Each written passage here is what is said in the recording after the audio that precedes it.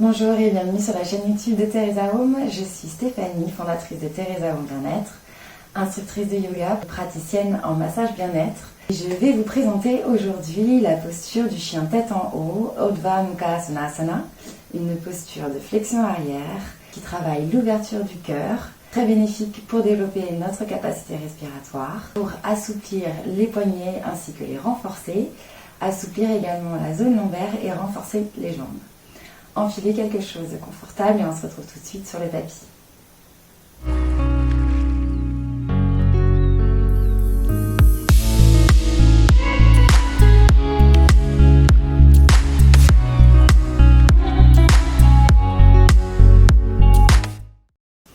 Alors, pour travailler Urdhva Mukha Svanasana, la posture du chien tête en haut, nous allons commencer en posture sur le ventre, allongé. On dépose le front dans le sol.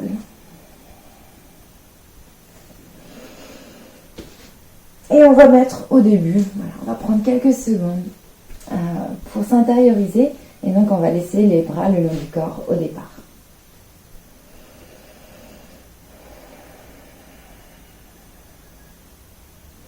Relâchez le corps dans la posture.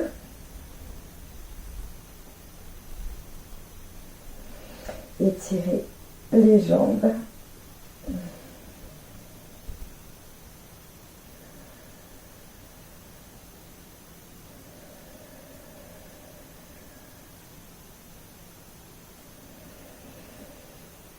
Et lorsque vous sentez que vous êtes bien présent à votre pratique, vous allez me rejoindre avec les mains le long de la cage thoracique.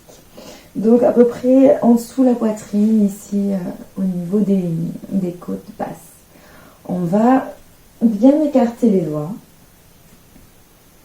avec le majeur qui pointe vers l'avant du tapis, parallèle au bord long de votre tapis. Les pieds, eux, sont écartés de la largeur du bassin. Et on va veiller à ne pas laisser tomber les bras de chaque côté. On va garder une intégrité et resserrer les coudes l'un vers l'autre. Prenez ici une profonde inspiration.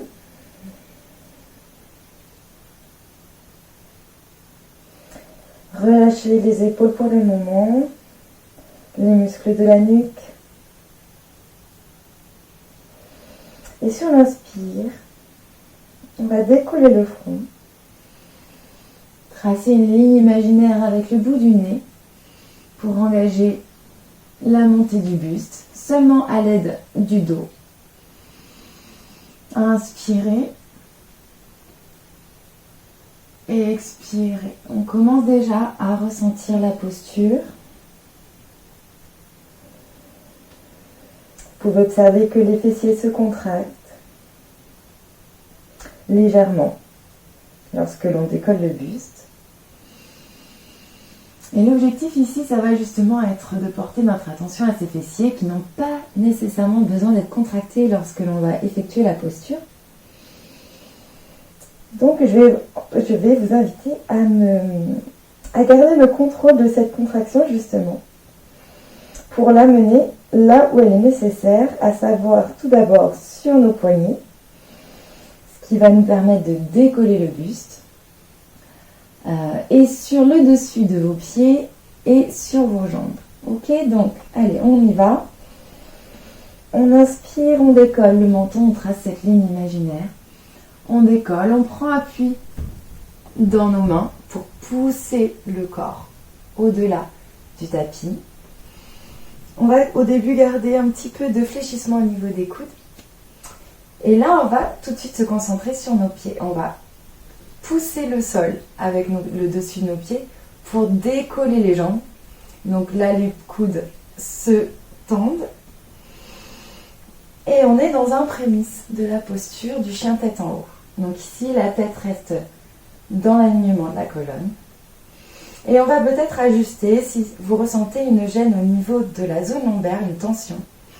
On va tout de suite ajuster la posture et étirer le buste, bomber le buste à l'avant, engager les muscles des dorsaux pour ouvrir la poitrine, emmener les épaules vers l'arrière et venir soulager la zone lombaire ainsi. Allez, on engage à nouveau les jambes.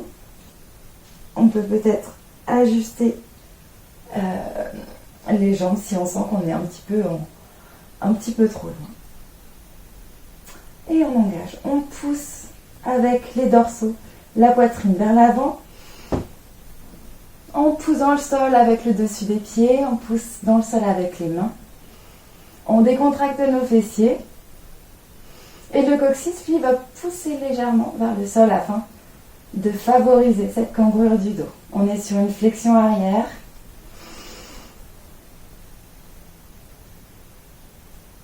Et on pousse le menton vers le haut, vers le plafond. On ouvre la gorge. Et on relâche en douceur. On garde les coudes près de la cage thoracique. Et on redépose le front. On relâche les pieds, on relâche tout le corps, on s'assure de ne pas garder de tension. Et on relâche les bras.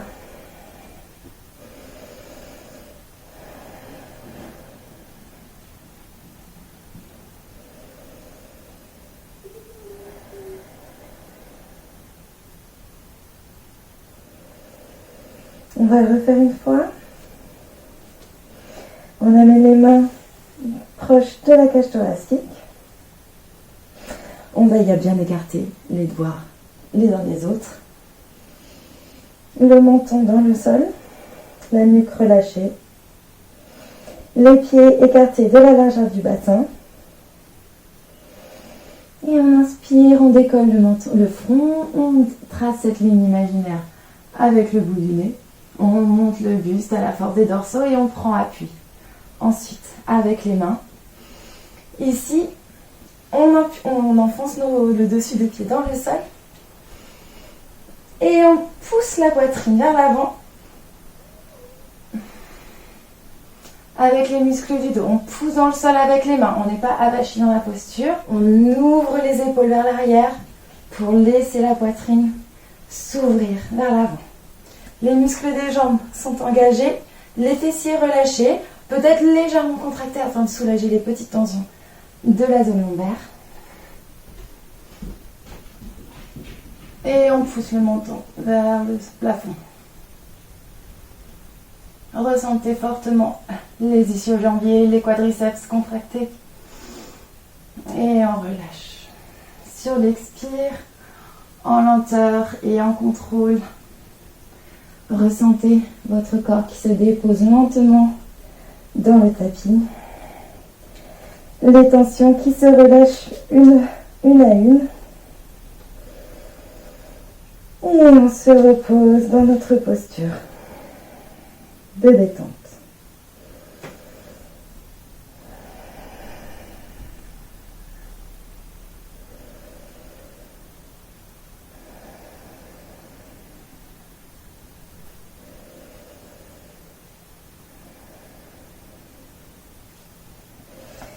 Alors, pour ceux qui en auraient besoin, je vais vous montrer une petite variation qui va permettre de travailler plus en douceur peut-être, parce que ça peut être une posture très intense au niveau de la flexion du dos. Donc, on commencera de la même manière sur le ventre. Les mains toujours proches de la cage thoracique, sauf que cette fois-ci, on va fléchir les pieds, en crochetant les orteils dans le sol.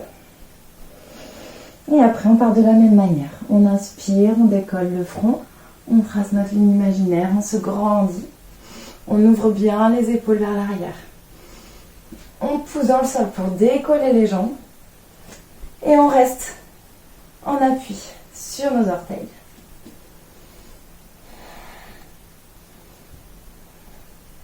Et on pousse de la même manière, la poitrine en avant. Avec les dorsaux, on bombe le torse. Relâchez bien les fessiers. Si c'est trop intense au niveau de la zone cervicale, n'hésitez pas à garder le regard droit devant. Et si vous pouvez, on étire bien la gorge. On engage les jambes afin de renforcer les ischio-jambiers. Et on expire, on relâche. On peut venir dans notre posture de l'enfant, posture de détente qui va nous permettre de contrebalancer également l'impact de la flexion arrière, du coup par une flexion avant. Et on dépose le buste sur les cuisses, le front dans le tapis. Et on reste.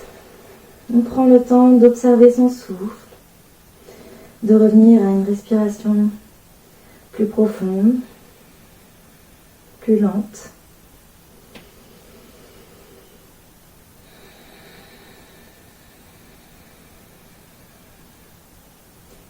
Ressentez la chaleur qui se crée dans le corps, au niveau des mains notamment. Si les poignets ont bien travaillé, vous pouvez les soulager un petit peu, pareil, par une contre-posture, de cette manière. Et prenez le temps de ressentir.